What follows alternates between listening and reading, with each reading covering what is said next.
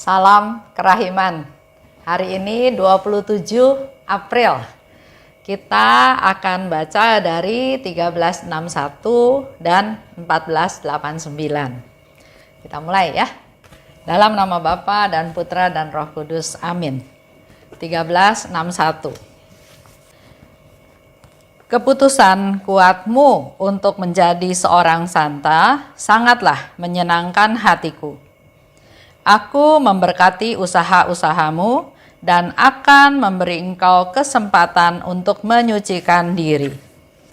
Waspadalah agar engkau tidak kehilangan kesempatan yang lewat penyelenggaraanku kutawarkan kepadamu untuk penyucianmu.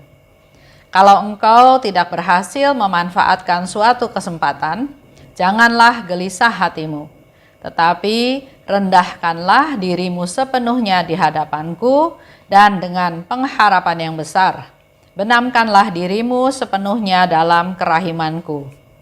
Dengan cara ini, engkau memperoleh lebih banyak daripada yang hilang daripadamu, sebab kepada jiwa yang rendah hati dianugerahkan lebih banyak rahmat daripada apa yang diminta oleh jiwa itu sendiri. Disambung dengan 1489. Ini tentang percakapan Allah yang Maha Rahim dengan jiwa yang sempurna. Jiwa, Tuhanku dan Guruku, aku ingin berbicara dengan engkau.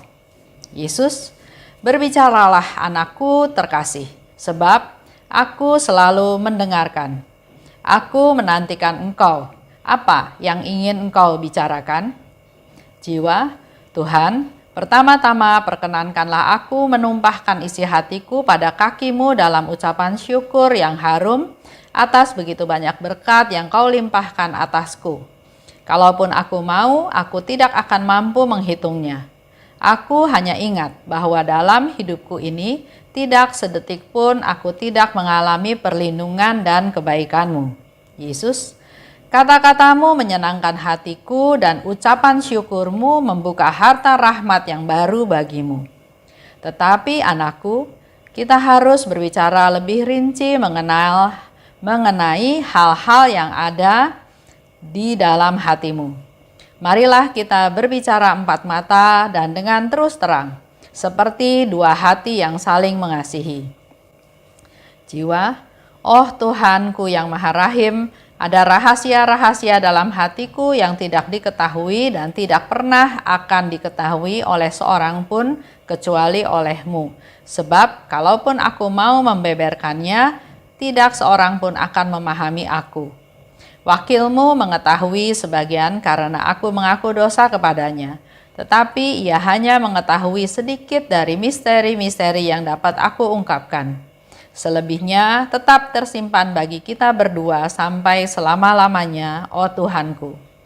Engkau telah menyelubungi aku dengan mantel kerahimanmu dan serentak mengampuni dosa-dosaku. Tidak sekalipun engkau menahan pengampunanmu. Engkau selalu berbelas kasih kepadaku, engkau selalu memberikan kepadaku suatu kehidupan rahmat yang baru. Untuk menghilangkan keraguan-raguanku, engkau telah mempercayakan aku kepada asuhan gerejamu yang penuh kasih. Ialah Bunda yang mesra, yang dalam namamu meyakinkan aku akan kebenaran-kebenaran iman dan memperhatikan masalah-masalah yang kuhadapi. Khususnya dalam sidang kerahimanmu, jiwaku menjumpai samudra kasih. Padahal kepada para malaikat yang berontak, engkau tidak memberikan waktu sedikit pun untuk menyesal, dan bagi mereka engkau tidak memperpanjang saat kerahiman.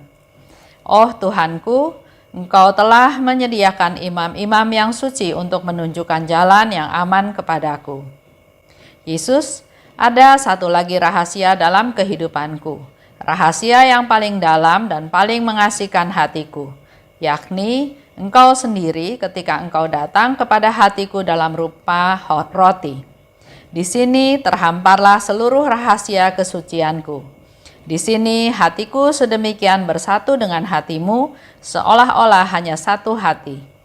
Di sini tidak ada lagi rahasia, sebab semua yang engkau miliki menjadi milikku, dan semua yang aku miliki menjadi milik-Mu. Begitulah kemahakuasaan dan mujizat kerahiman-Mu. Semua lidah manusia dan lidah malaikat bersama-sama tidak mampu menemukan kata-kata yang memadai untuk mengungkapkan misteri kasih dan kerahiman-Mu ini. Setiap kali aku merenungkan misteri ini, hatiku tenggelam dalam suatu ekstase kasih. Dalam keheningan, aku menyatakan segala sesuatu kepadamu, Tuhan, sebab bahasa kasih tidak memerlukan kata-kata. Tidak satu denyut jantungku pun lolos darimu. Oh Tuhan, begitu besar kerelaanmu sehingga Engkau berkenan turun kepadaku, dan besarnya kerelaan itu membangkitkan dalam jiwaku kasih yang semakin besar akan Dikau, satu-satunya sasaran cintaku. Kesatuan hidup menjadi nyata dalam kemurnian yang sempurna, dalam kerendahan hati yang tulus, dalam keheningan yang lembut, dan dalam gairah yang bernyala-nyala demi keselamatan jiwa-jiwa. Oh Tuhanku yang paling manis, ketika hatiku terombang-ambing di antara dua hal, setiap saat Engkau mengawasi aku dan mengilhami aku bagaimana aku harus bertindak dalam situasi itu. Seringkali Engkau sendiri campur tangan dalam mengambil keputusan yang sulit. Tidak terbilang banyaknya, lewat pencerahan yang tiba-tiba, Engkau membuat aku mengetahui apa yang lebih menyenangkan hatimu. Oh, betapa banyaknya contoh pengampunan yang tidak diketahui oleh seorang pun. Betapa seringnya Engkau mencurahkan ke dalam jiwaku keberanian dan ketabahan untuk terus maju. Engkau sendirilah yang menyingkirkan halangan-halangan dari jalanku dengan campur tangan secara langsung dalam tindakan-tindakan manusia. Oh Yesus, segala sesuatu yang telah kukatakan kepadamu hanyalah bayangan suram dari apa yang terjadi di dalam hatiku.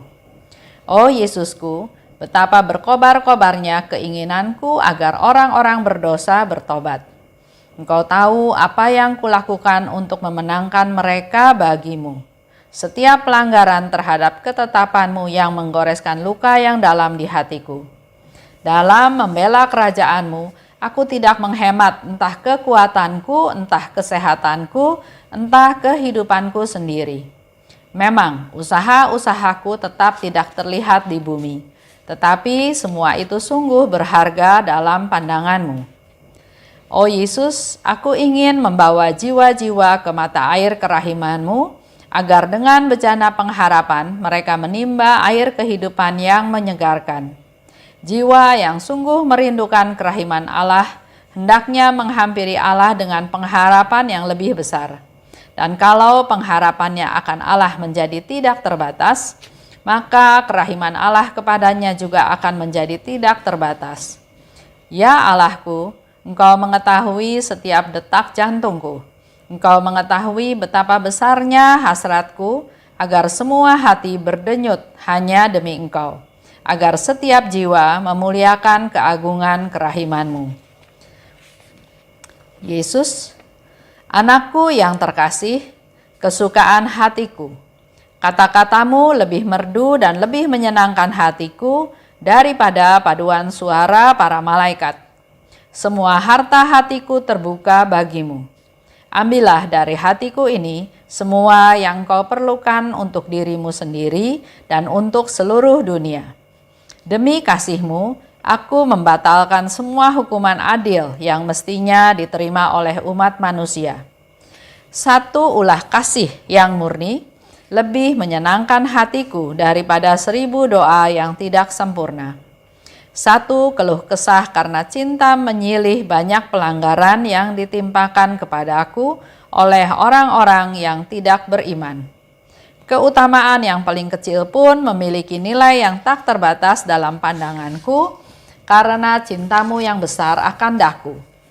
Dalam jiwa yang menghayati cintaku, aku sendiri meraja seperti di surga. Siang dan malam aku menjaganya. Di dalamnya aku menemukan kebahagiaan.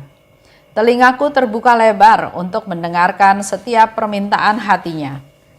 Seringkali aku sudah memberikan sebelum ia memintanya. Oh anakku yang sangat kusayangi, biji mataku, beristirahatlah sejenak di dekat hatiku dan kecaplah manisnya cinta yang akan membahagiakan engkau untuk selama-lamanya. Tetapi anakku, engkau belum sampai di tanah airmu, maka dengan dikuatkan oleh rahmatku, berjalanlah dan bertempurlah demi kerajaanku dalam jiwa-jiwa manusia. Bertempurlah dengan gigih seperti yang dilakukan oleh seorang anak raja. Dan ingatlah bahwa hari-hari pembuanganmu akan segera berakhir dan bersama itu akan tiba kesempatan untuk menikmati pahala surga.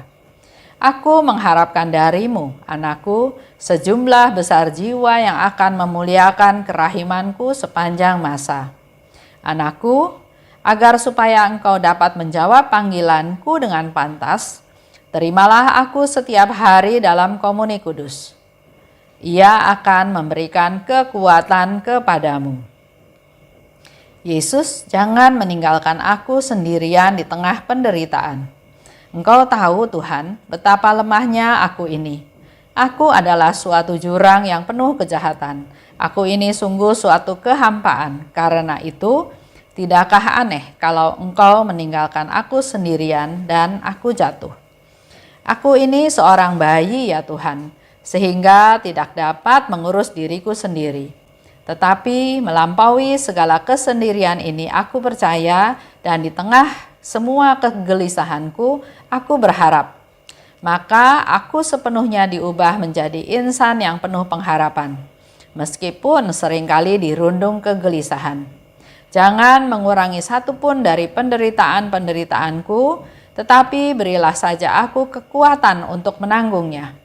Berbuatlah terhadap aku menurut apa yang berkenan di hatimu, Tuhan, tetapi berilah aku rahmat agar aku mampu mencintai Engkau dalam setiap kesempatan dan situasi.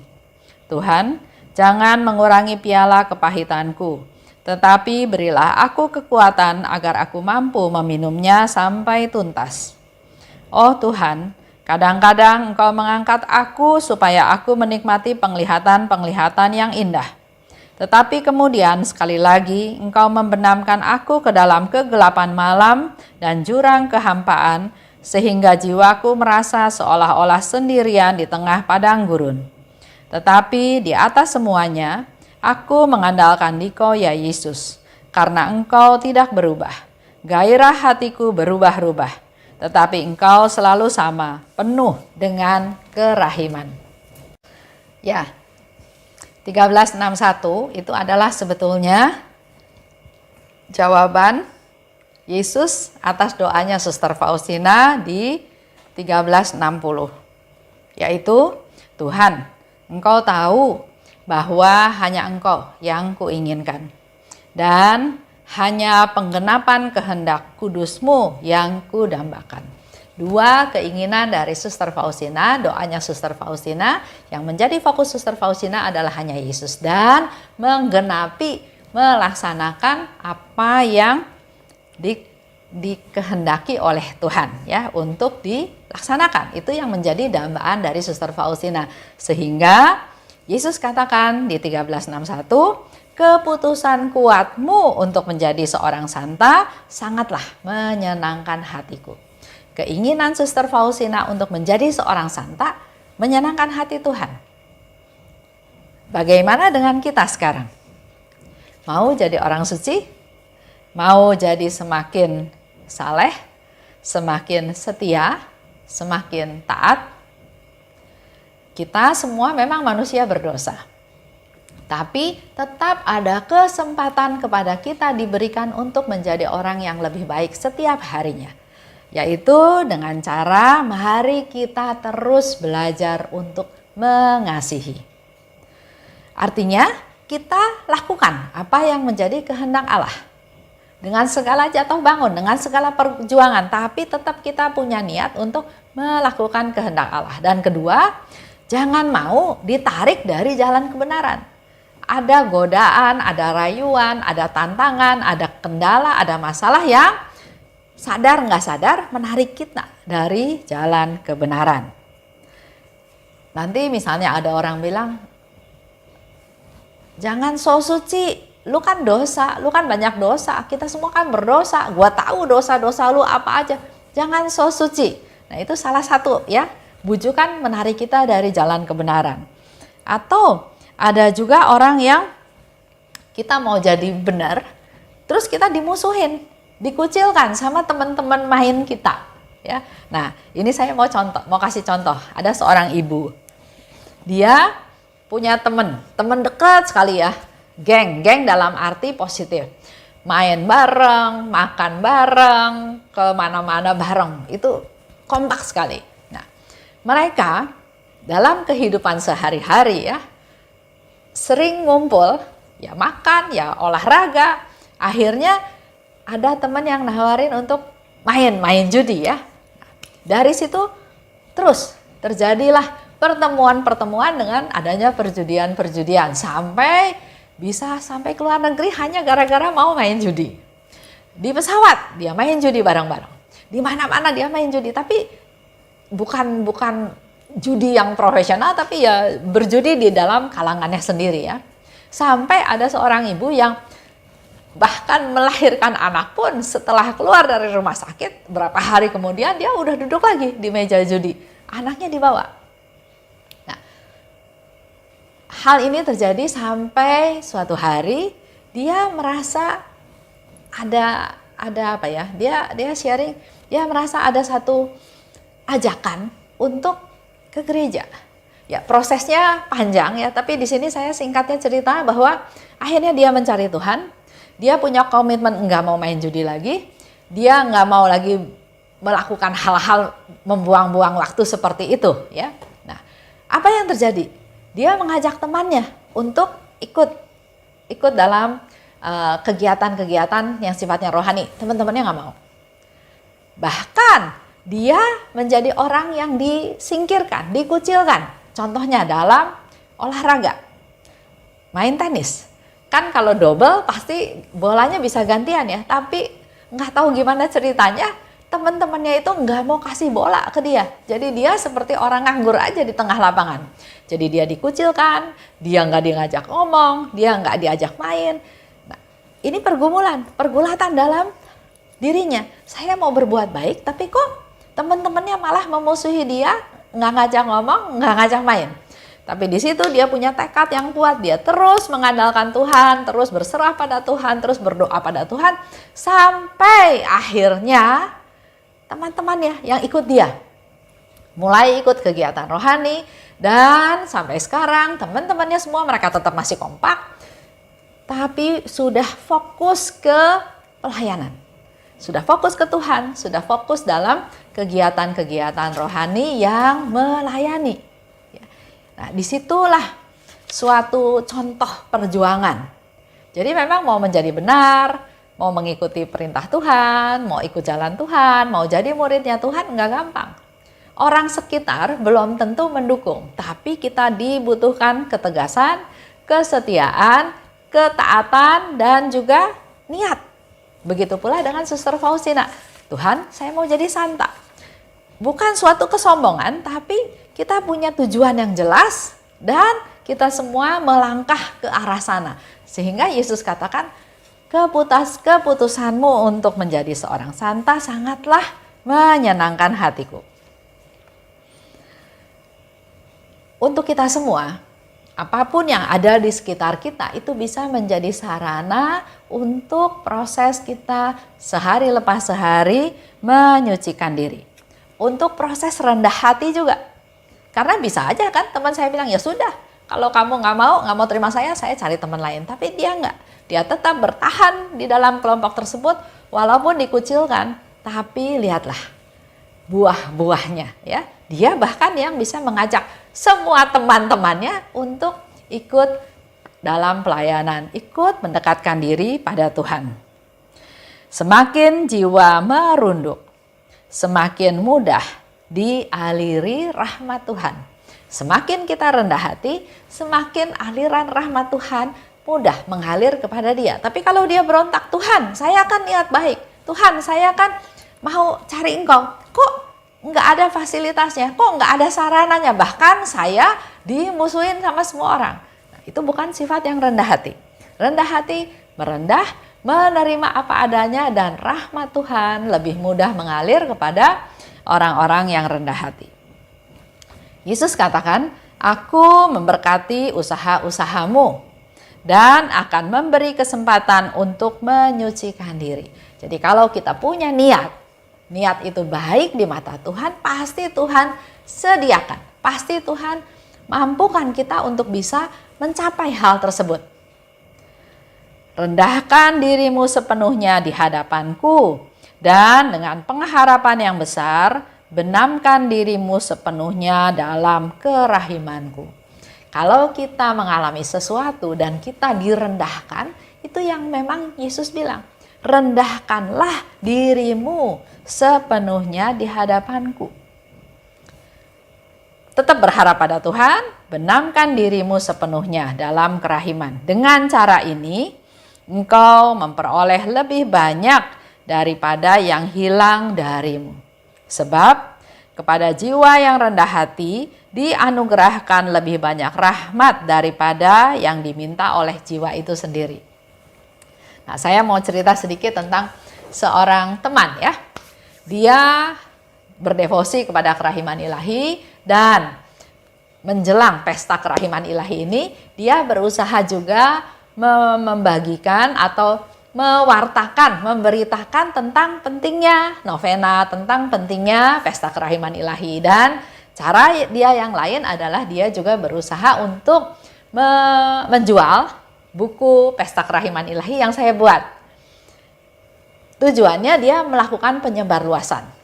Dia sendiri juga terbatas dari sisi dana, jadi dia melakukan hal ini tujuannya untuk supaya semakin banyak orang tahu.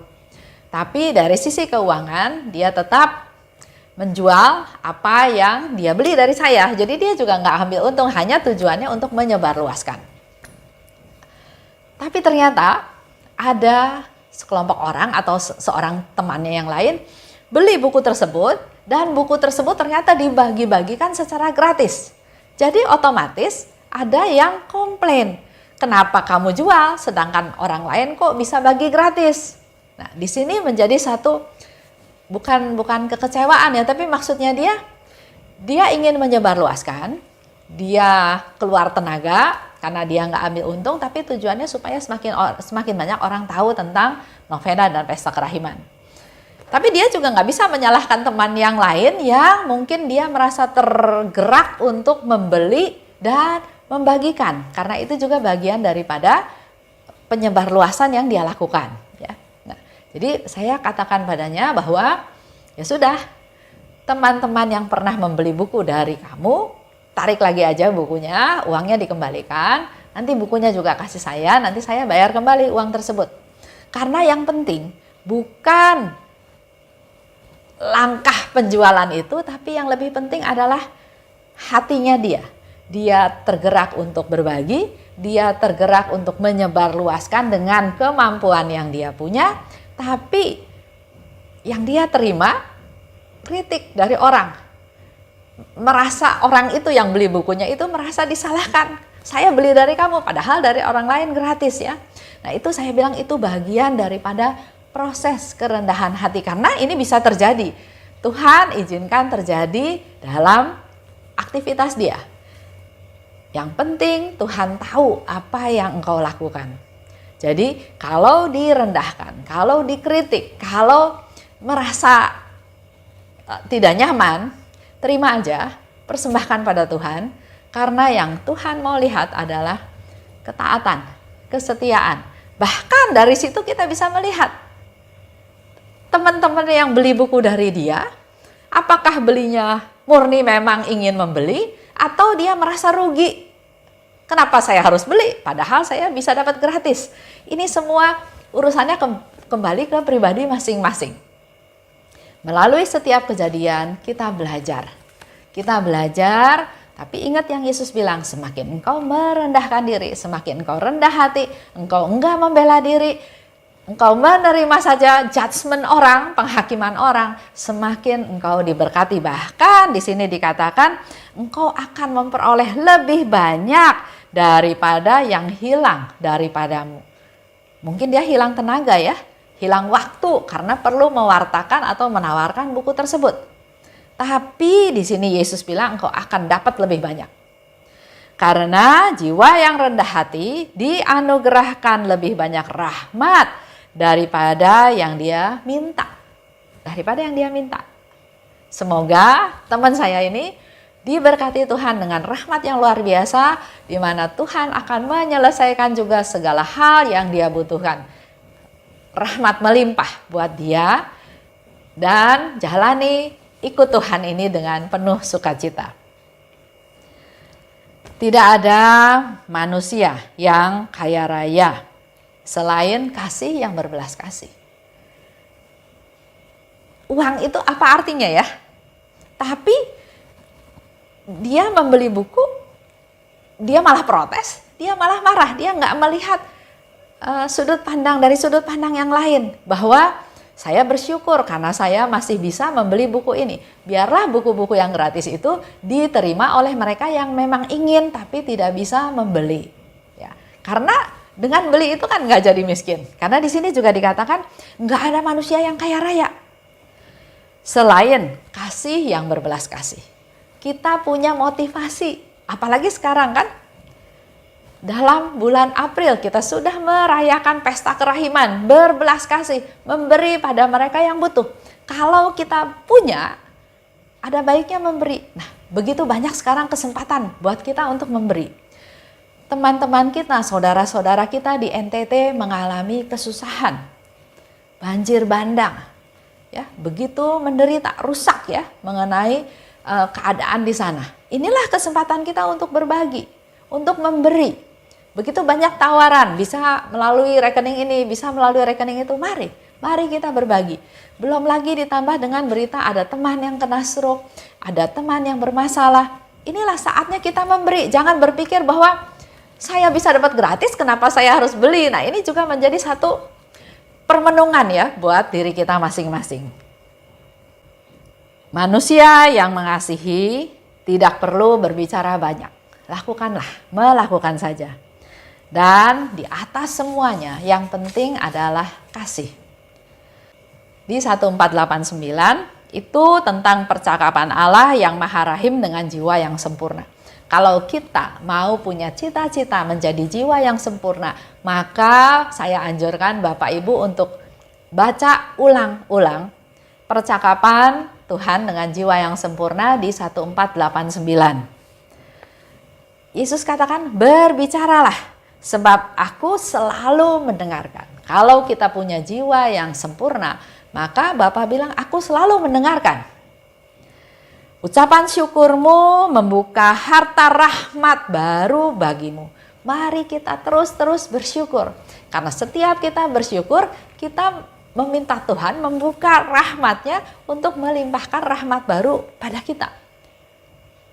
Bagaimana dengan orang yang komplain, orang yang bersungut-sungut? Kita doakan dia. Berbicaralah terus terang, kata Allah ya.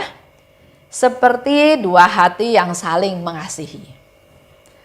Kata-katamu lebih merdu dan lebih menyenangkan hatiku daripada paduan suara para malaikat. Kata-kata kita, ungkapan syukur. Kalau kita sudah mulai komplain, kita sudah mulai ngomel, sayang kan? Relasi kita sama Tuhan itu jadi terganggu. Penuhilah hati kita dengan rasa syukur. Harta hatiku terbuka bagimu. Ambillah semua yang engkau perlukan untuk dirimu dan seluruh dunia. Kita diizinkan oleh Tuhan untuk mengambil rahmat sebanyak-banyaknya untuk dirimu sendiri dan untuk seluruh dunia. Demi kasih-Mu, aku akan membatalkan semua hukuman yang adil. Ini semua janji-janji Tuhan pada jiwa yang sempurna. Satu ulah kasih yang murni lebih menyenangkan hatiku daripada 1000 doa yang sempurna. Daripada 1000 doa yang tidak sempurna. Yesus hanya katakan satu ulah kasih. Kalau kita mengasihi, ya, ini Saya kasih contoh karena kebetulan dia sharing sama saya karena dia menjual buku saya ya. Tapi mari kita sama-sama belajar untuk melihat dari mindset yang berbeda. Bersyukur Bapak Ibu dapat buku tersebut. Karena ada beberapa teman-teman yang mau beli buku tersebut, saya udah nggak ada stok. Ya, itu salah satunya lagi ya, kalau kita bisa bersyukur. Kalau bisa bersyukur lagi, bersyukur. Karena saya masih punya kemampuan untuk bisa memberi uang, saya mendapat buku. Bukan hanya bisa menerima, menunggu-nunggu yang gratis ya, dalam tanda kutip. Ini juga menjadi satu evaluasi kita semua. Memang manusia lama kita lebih senang menerima, kalau perlu kita nggak keluar uang apa-apa. Tapi silahkan Bapak Ibu melihat contoh dari teman yang membeli buku dengan jumlah banyak, kemudian dia membagikan gratis. Dia membeli banyak dan dia memberi kepada orang lain dengan gratis supaya semakin banyak orang menerima kerahiman Tuhan. Lanjut. 1 keluh kesah karena cinta, menyilih banyak pelanggaran yang ditimpakan padaku oleh orang-orang yang tidak beriman. Kalau kita mencintai, dasarnya kita adalah kasih, mencintai, pasti kita nggak bisa ngomel, nggak bisa berkeluh kesah. Tapi kalau kita keluh kesah karena cinta, maka hal ini akan menyilih banyak pelanggaran yang ditempatkan kepadaku oleh orang yang tidak beriman. Keutamaan paling kecil pun memiliki nilai yang tak terbatas dalam pandanganku karena cintamu yang besar akan daku. Kata-kata ini boleh buat jadi teman saya tadi. Dia ingin mewartakan, ya, walaupun kecil, keutamaan paling kecil, dia hanya berusaha mewartakan, memberitakan, tapi dia tetap minta supaya buku itu dibayar karena memang itulah kemampuan dia belum bisa memberi secara materi, tapi secara perhatian, secara waktu dia bisa memberikan ya. Nah, ini punya nilai yang tidak terbatas dari pandanganku karena dia lakukan dengan dasar ingin menyebarluaskan. Ingin supaya semakin banyak orang tahu tentang kerahiman. Dalam jiwa yang menghayati cintaku, aku sendiri meraja seperti di surga. Siang dan malam aku menjaganya. Di dalamnya aku menemukan kebahagiaan. Telingaku terbuka untuk mendengarkan setiap permohonan hatinya. Seringkali aku sudah memberikan sebelum ia memintanya ya. Luar biasa ya. Apa yang dilakukan oleh Bapa kepada jiwa yang sempurna. Engkau belum sampai di tanah airmu. Tetap harus bertempur dan berjalan demi kerajaanku. Aku mengharapkan sejumlah besar jiwa daripadamu yang memuliakan kerahimanku sepanjang masa. Jadi kita tetap ya punya tugas mempersembahkan jiwa-jiwa tersebut agar suatu hari nanti jiwa-jiwa tersebut juga kenal kerahiman Tuhan dan memuliakan kerahiman Tuhan. Agar supaya engkau dapat menjawab panggilanku dengan pantas, kita semua dipanggil. Tapi Tuhan kasih lagi solusi. Agar engkau bisa menjawab panggilanku dengan pantas, terimalah aku setiap hari dalam komuni kudus. Ia akan memberi kekuatan kepadamu. Yesus memberikan solusi, jalan keluar untuk apa yang harus kita lakukan. Terima Tuhan setiap hari, maka kita akan memperoleh kekuatan daripadanya. Itu untuk hari ini. Terima kasih atas semua perhatiannya. Salam kerahiman.